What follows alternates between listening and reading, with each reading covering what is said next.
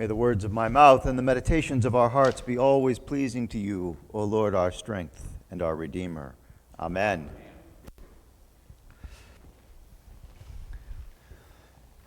This short little glimpse into Jesus' life is fascinating, and there's so much that is revealed in this tiny moment of the story of Christ. It reminds me of a scene that you've seen probably in many different movies, where somebody is on their way to the family dinner. Maybe it's a holiday dinner, and they're the last ones to arrive, and they get out and they look, and there through the brightly lit window is the family already gathered around the table. And you know in that moment that there's a lot going on, right? The person on the outside is wondering if they belong in there. Will they be accepted in there? And the people on the inside, it all looks so idyllic. But we know that, Uncle Jeff is in there, and he's having a drinking problem. And Aunt Sally is in there, and she's been fighting with her boss. There's a whole bunch of complicated stuff going on in that little image. And so I want to look through the window into the home of Martha and Mary and Lazarus and see what was going on for Jesus in this vignette, this moment in the gospel that we have presented to us today. They're in the home of Lazarus. Jesus is in the home of Lazarus. And what we've been told is that this is 6 days before the Passover. This is the Passover, when Jesus will be crucified in Jerusalem. Not just any Passover, it's not just another one. This is his last week with his closest friends. Lazarus, that he was described as the one whom you love has died. Remember that? This is right after that scene where Jesus is teaching in some remote place, and people come to him and say, the one whom you love, Lazarus, is lying near death. And Jesus says a curious thing. He says, this is not an illness that leads to death. This is an illness that leads to the glory of God. And he doesn't rush to be with Lazarus in his last moments. And so by the time he gets there, Lazarus has been dead for 4 days. 4 days. And Martha comes out and meets him before he even makes it to their house and says, Lord, if only you had been here, you could have saved my brother, the one whom you love, this Lazarus. And Jesus says to her, do you believe? Lazarus will rise again. Do you believe? And she says, yes, Lord, I believe that you are the Messiah, the one sent by God. And then Jesus goes to the tomb, and Mary meets him, and Mary is in tears, and Jesus is in tears, and the people around him say, look how much he loved him. If only he had been here, surely the man who healed the blind could have saved Lazarus from death. And then, of course, the amazing happens, and Jesus calls Lazarus out of the tomb. A man who's been dead for 4 days stands up and walks out of the tomb. And there he is. New life in their very midst. This man who was well and truly dead is standing before. Here we are, looking through the window at this family and friends, with Lazarus hosting Jesus at the table. Hosting Jesus. So Lazarus' response to new life was to give Jesus in this last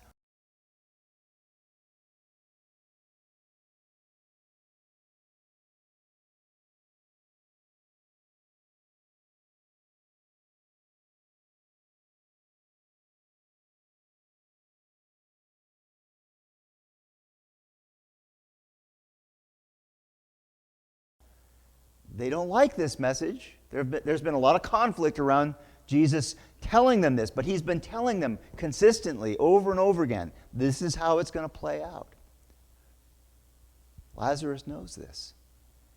His response to the gift of new life is to offer Jesus a comfortable home, a place to stay, a meal among friends. That's how Lazarus responds. So we have Jesus who's walking towards Jerusalem where he knows that he will die. There's Lazarus who has offered his home to Jesus and his disciples. You know, there's a whole bunch of people there. There's only 5 named people in the story, but we know all the disciples are there and all kinds of people. This is a big dinner, okay? And then we have Martha. Martha is serving. She has prepared this meal and is serving all of these people. This is her response to the gift of new life, the gift of the resurrection of her brother, the gift of believing that Jesus is the one, the gift of belief. Her response to that gift is to serve. Now, notice that Jesus says, "Do you believe?" to Martha right before he calls Lazarus out of that tomb. And to our ears today, I think I can really do it? Do you think I've got the mojo to help Lazarus here 4 days after his death? But that's not what Jesus is talking about. We've talked about belief so many times. Belief is an inadequate word today to describe what Jesus was asking for. What he was asking for was her love, her faith. Do you have faith that God working through me can do this amazing thing? Will you trust me? Will you cherish the relationship that I offer you? Will you love and cherish in response to this gift that I give? And she does. And she feeds Jesus and all of those people at this meal in her home with her brother Lazarus. And then there's Mary, who does the most extravagant thing. Let me set the scene. Okay, so they're at table together, and it would have been a low table. They reclined on pillows, and they weren't sitting at, high-backed Elizabethan chairs with, proper posture. No, they were comfortable on cushions and reaching into the center to get food out of a common bowl, and it was just a big family meal. They were passing food around to each other. And into this setting, Mary comes in, and she has this huge jar of nard. And the nard is this perfumed oil. And the use of that oil was to anoint a king at his burial. That's what nard was for. And it was very expensive. That's why even though she's got a jar that she's holding in her hands, Judas says, why wasn't that sold for 300 denarii? Enough money to feed a family for a year, right? Why wasn't that sold to feed the poor? That's Judas's response. But Mary comes in, and she gets down on the floor next to Jesus, and she washes his feet with this oil. Can you imagine someone doing that in your home? Someone walks in and walks up to one of your guests and starts washing their feet. You'd be a little bit taken aback, right? That's not normal behavior today, and it wasn't normal behavior then. This was an outrageous gesture that she was engaged in. And have you ever broken a bottle of perfume or a bottle of cologne? Never, no, never. It's pretty spectacular when you do. It fills the room. It's like, oh man, there's no way we're hiding this from Mom. No way are we getting away with this one. When you break Mom's perfume, it's a big deal. You can't get away with it. It fills. That's what the room smelled like. They can't smell the beautiful lamb and vegetables and everything else that Mary or Martha has been serving. All they can smell now is this perfume that Mary is washing Jesus' feet with. And then she does something even more extravagant. She takes down her hair which in those times would not have been something that women would do. The proper way for a woman to be in public was to have her hair up. So, I'm sorry. I can see a lot of hair down over here. We got an issue, right? So she takes her hair down out of however it was, tied up or rolled up or in a bun or whatever.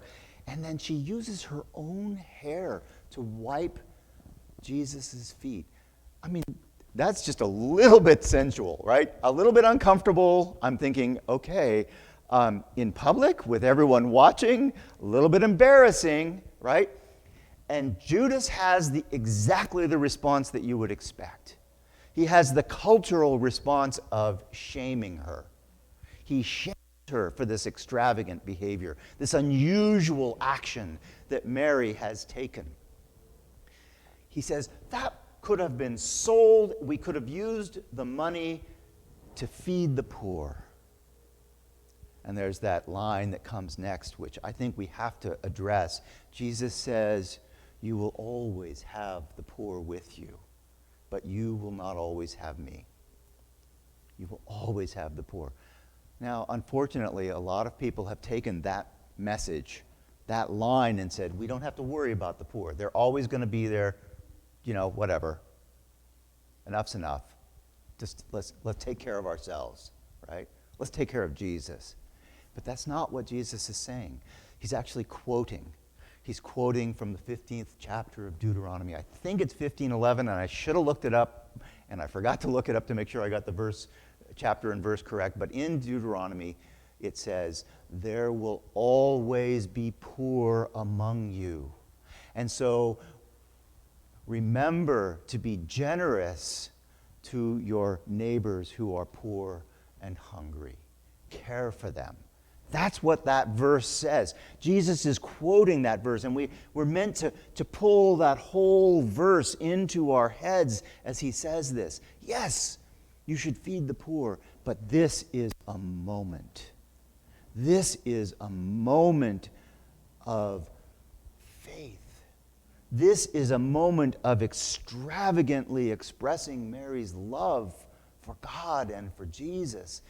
This extravagant gesture, this embarrassingly vulnerable gesture that she makes. She risks being shamed publicly to express the depth of her love for God as revealed in this Jesus of Nazareth, this Christ that is there eating with them. And so we're left with this contrast. The contrast between Judas, who keep in mind, he's not the bad guy. He will be sort of bad by the end, but he's with them, right? He's at the meal, he's at the table, he's one of the inner circle, Jesus' closest supporters. He's there at the meal, and he's doing his best, as he understands it, to do the work that Jesus has called them to do, and he sees this extravagant gesture, and what he sees is the money that could have been raised with that perfume, with that oil. He's focused on the money. Now, maybe for good reasons, right? Maybe, of course, John tells us he wasn't focused on the money because he really wanted to feed the poor. He wanted the purse to be as large as possible because he was in charge of the purse for the disciples, and he would take from it for himself, right? So we know that his motives aren't pure. And then there's Mary.